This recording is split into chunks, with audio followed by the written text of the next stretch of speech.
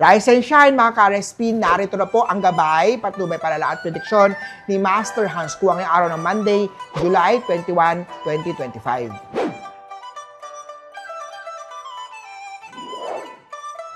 Simulan natin sa mga Year of the Rat. I-check muna if totoo ang profile ng bagong kaibigan na nagpaparamdam online. Blue at 2. Kay Oksaman tayo, you will be asked to explain something, kaya naman paghandaan ito. Speak clearly kapag nagsalita na. Yellow at 5. Uminom ng ginger tea sa Year of the Tiger. Ito ay panlaban sa lamig ng panahon. Gray at 6. Kay Rabbit naman tayo, mag-budget na ngayon pa lang para sa bayarin sa end of the month. White at 3.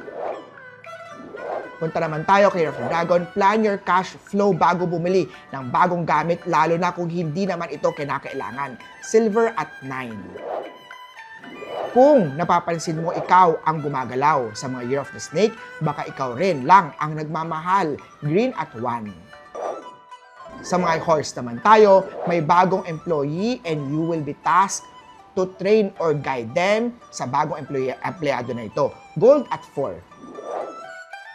Magdala ng extra clothes tulad ng pamalit na medyas, Year of the Goat. Magdala rin ng face towel para pamunas kapag nabasa ng ulan. Beige at 7. Sa monkey naman, huwag bumili ng bagong gadget kung wala naman sa iyong budget plan. Purple at 6. Sa Year of the Rooster naman tayo, huwag nang pagpilitan ang taong hindi nagpapakita ng kahit anong effort. Love yourself first. Pink at 8. Ito naman tayo kay Year of the Dog, settle your dues before you treat yourself. Red at 9. At kay Year of the Pig naman tayo, huwag hayaang mawala sa budget ang kaunting luho. Make sure na nakaplano ang mga ito.